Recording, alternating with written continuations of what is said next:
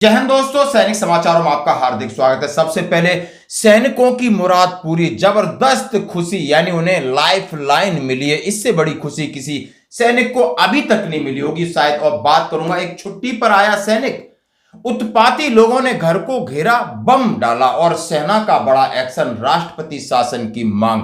और पूर्व जनरल पांडे साहब ने अग्निवीरों को लेकर कर दी घोषणा, कहा सबको सब जगह फायदा। और नवी फेल, एक नेता का बेटा कह रहा है कि हमें बना दो जनरल, सब कर दूंगा फिट। जरा देखिए ये कौन है महाशय, हंसना इनके लिए जरूर है। तो दोस्तों खबरें करते विश्वास है। सबसे पहले मैं बात करूंगा, ये वीडियो आपको बता देगा आखिर सैनिक खुश क्यों। फाइनली यहाँ पे जियो का 5G टावर लग गया है और यहाँ पे हमारे फौजी भाई सब घर पे वीडियो कॉल कर रहे हैं। इनफैक्ट घर पे ऑनलाइन पेमेंट भी कर पा रहे हैं। सभी फौजी भाई अपना फोन दिखाएं। भारत माता।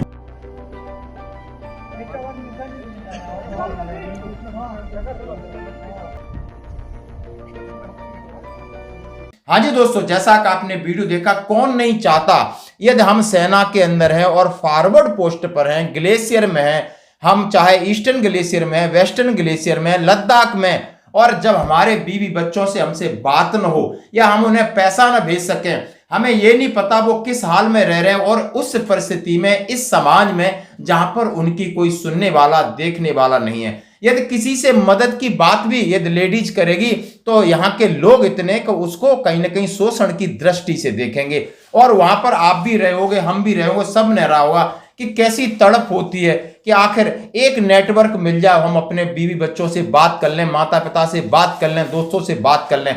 और ये मुराद पूरी हुई। आप देख सकते हो वहां टावर लगा है और सैनिक अपने वीडियो कॉल कर रहे हैं, पैसा ट्रांजैक्शन कर रहे हैं। जैसा कि ANI की खबर है, या पूरा ये इस खबरों से भरा हुआ है, बड़ा मन को सुकून लेता। हम लोग यहाँ रह रहे हैं क्योंकि हम लोगों ने वो जिंदगी जी है, हम लोगों ने वो देखा है कि सब लोग बात करते हो, हमें फॉरवर्ड पोस्ट में जाए वहां नेटवर्क मिलेगा या नहीं मिलेगा, बात करने को कम मिलेगा, क्योंकि अब हमारी आदत में शामिल है। इसलिए वो जमाना था चिट्ठी का, तब किसी को इसकी कोई ललक और तड़प नहीं थी। लेकिन अब यदि आपको इस फोन से दूर कर दिया जाए तो लोग परेशान हो जाते हैं। एक सैनिक है, किस तरह तड़पता होगा, शायद ये इसका दर्द सैनिक ही जानता है। इसलिए इससे बड़ी खुशखबरी, लाइफ लाइन मैंने कहा है कि सैनिक के बच्चे, परिवार खुश है तो सैनिक आराम से ड्यूटी करता है। शायद आप इस बात से इत्तेफाक रखते हो। तो दोस्तों अब बढ़ते हैं एक और अगली खबर की तरफ।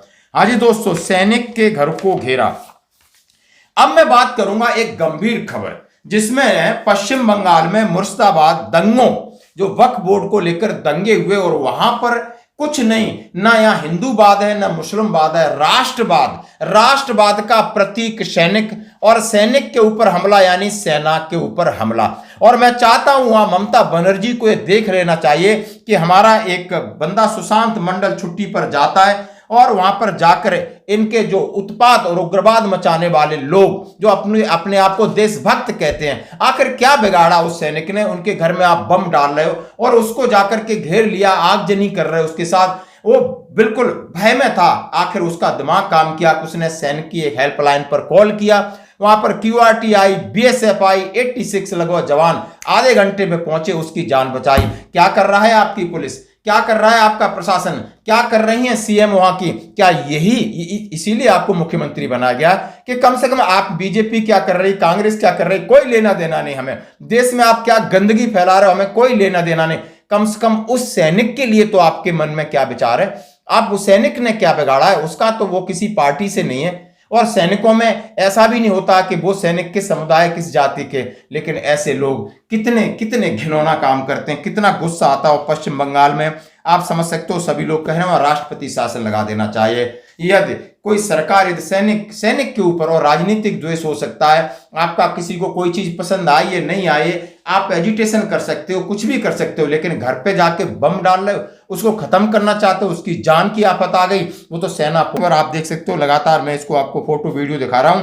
और उसके बाद सेना ने हेल्पलाइन जारी की, वहां पर QRT पहुंची, आपातकालीन कॉल जैसे हम सभी जानते हैं। और वहां पर उस करीब 30 मिनट में ये सारा इंसिडेंट होता है और बंदे की बाल बाल बच गया, उसका परिवार, माँ बाप सब परेशान थे। दोस्तों अब बढ़ते हैं एक और अगली खबर की तरफ। जैसा कि हमने आपके सामने रखा कि अमर उजाला का एक संवाद प्रोग्राम आप चल रहा है, उसमें माननीय हमारे जनरल पांडे साहब जो हमारे पूर्व सेना प्रमुख रहे उनको बुलाया गया, उनसे अग्निवीर को सवाल पूछा गया, क्योंकि अग्निवीर समझ सकते हो उनके कार्यकाल में बहुत सारे सवाल हुए थे। उन्होंने कहा सैनिक एक बार फौज में आ जाता है तो आपकी पहचान सिर्फ एक सैनिक के रूप में होगी। अग्निवीर जब 4 वर्ष के कार्यकाल के बाद सेना से बाहर आएंगे, जो सेना क्वालिटीज एक युवा में 4 साल में जो उसको इम्बाइब करेगी, ना सिर्फ इतना कि वो एक अच्छा सैनिक, एक अच्छा नागरिक बना रहेगा 4 साल में।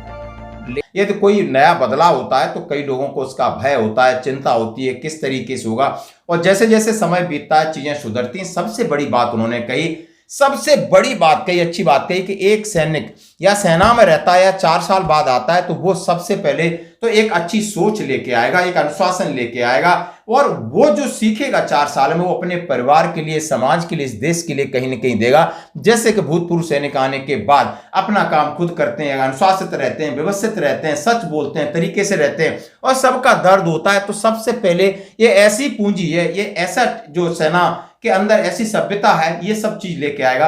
और रही बात आपको नौकरी की, तो वहां भी नौकरी आने के बाद उन्होंने कहा हम राज्य सरकारों से अनुरोध करते हैं कि जिस राज्य में आपके अग्निवीर आते हैं वहां से तो उनको आपको रिजर्वेशन के तहत चाहे पुलिस में नौकरी दे सकते हो, उनके पास जो स्किल है उस स्किल के हिसाब से दे सकते हो। नहीं उतना पैसा मिलता है, सरकारें उनको सस्ते लोन दें ताकि वो अपना रोजगार बढ़ा सके। बहुत अच्छी बात कही, और सबसे दिल छूने वाली बात कही कि वो जो लेके आएगा वो दिखेगा नहीं, यानी उसके पूरा डीएनए चेंज होगा और वो अपने परिवार के लिए अच्छा होगा, घर और समाज के लिए अच्छा होगा, और इसी तरह लोगों में देश प्रेम की भावना होगी। सबसे बड़ी बात है दोस्तों।